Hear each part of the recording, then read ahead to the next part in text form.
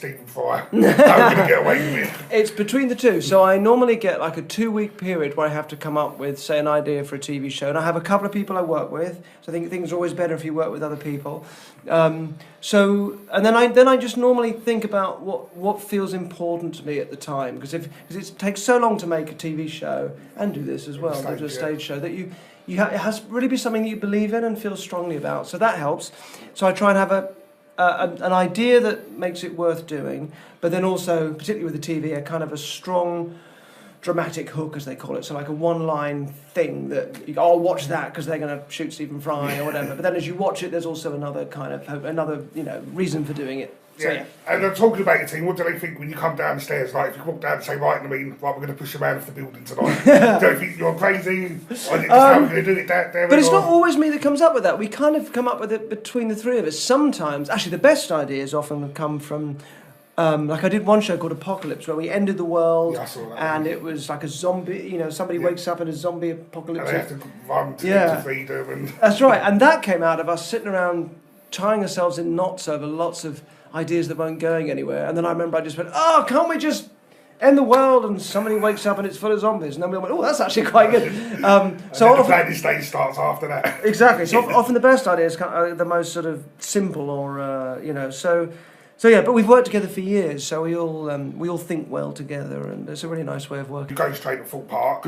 How did that come about? Did Thorpe Park approach you? Did you approach Thorpe Park? No, they got in touch with me and they said... how much involved in the project was you? Completely, I wrote the whole thing. So actually, it wasn't even Thorpe Park, it was Merlin, which is the group that owns that, and Alton Towers, everything. They own like everything. They're like Disney. So it could have been anything. It could have been anything for any of the parks or some other thing on its own. It was amazing to have that kind of freedom. But I always wanted to do a ghost train, because ghost trains are always just cheesy and they're certainly not scary. So the idea of doing one that could actually be scary and would be modern and different. So it took 3 years. Sorry, and how hard was it? Because like in your stage shows and your TV shows, you've got the element of surprise. You still have the element of surprise with the ghost train. How hard was it to relay that? Because obviously you feed off the crowd or off your participants. You can't do that on the ghost train. So how hard was it to... Yeah, it is difficult. Well, there are surprises in it that are disorienting. So I tried to make sure it was always that you couldn't ever guessed or know where it was going. Yeah, I know, definitely. I thought I had it halfway through and then that's good. Well, that's about spoiling it. But that's good. That's really that's the main thing, I think. And then it's just trying to do something that's different and surprising. You've got to surprise people. If you don't surprise people, you're not really entertaining them. What school did you go to? I went to a school called Whitgift School, which is in South Croydon. And what was your favourite lesson? Gosh, probably art. I did art and I gave it up for A-level. I got a bit sick of it. Sick of drawing peppers. They always make you draw peppers and daffodils. Yeah. And was you a good student, or was there a lot of I was... Do you know, I was a good student in the sense that I was quite, bright and I got good marks.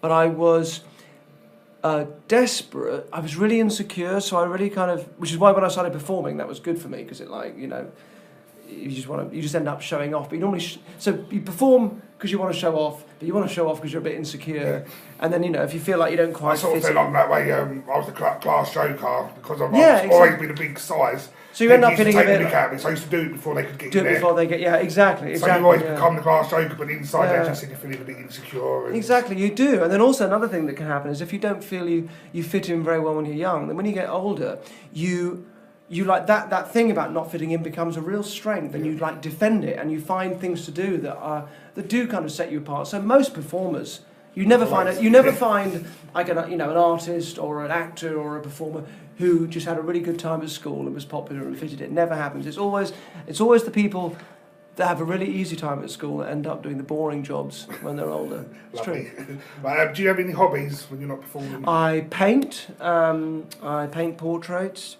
Take photographs. I've got a camera that's always with me, and I collect taxidermy, stuffed animals. Lovely. Got a lot of those. A lot, too much, more than anyone thinks. Home Fair Museum. That's right. Yeah. They've got a lot there as well. Yeah. That's really interesting. What's your favourite food? I like Italian food, so good pasta, that kind of thing. Love all that. Nice, lovely. What's your favourite colour? Favourite colour? I think I like rich, like a burgundy, like a rich red burgundy, that kind of stuff. Yeah. Lovely. What's your favourite TV show other than your specials?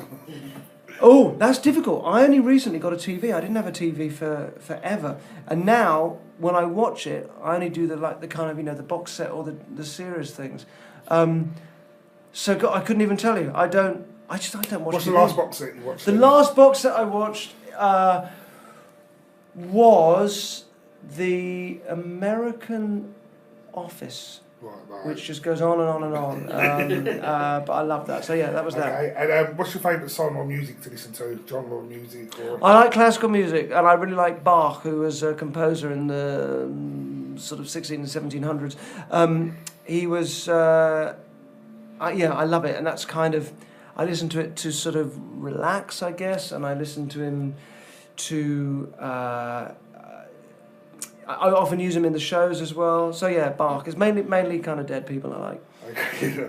Right, and now we're going to play a word game. So I'm just going to give you two options. First thing that comes straight into your head. Okay. Okay, so I'm going to start with Coke or Pepsi. Coke. Red or black. Red. Night or day. Night. Tomato or tomato. Tomato. I'm just saying the first one. I don't mean to, but yeah, tomato. London or Paris. Paris. Football or rugby. God, I hate both of them. So TV or stage? Stage. Deal or no deal? Deal. And one very last question before we go. Yeah, Can you tell me tonight's lottery numbers? Yes, they are.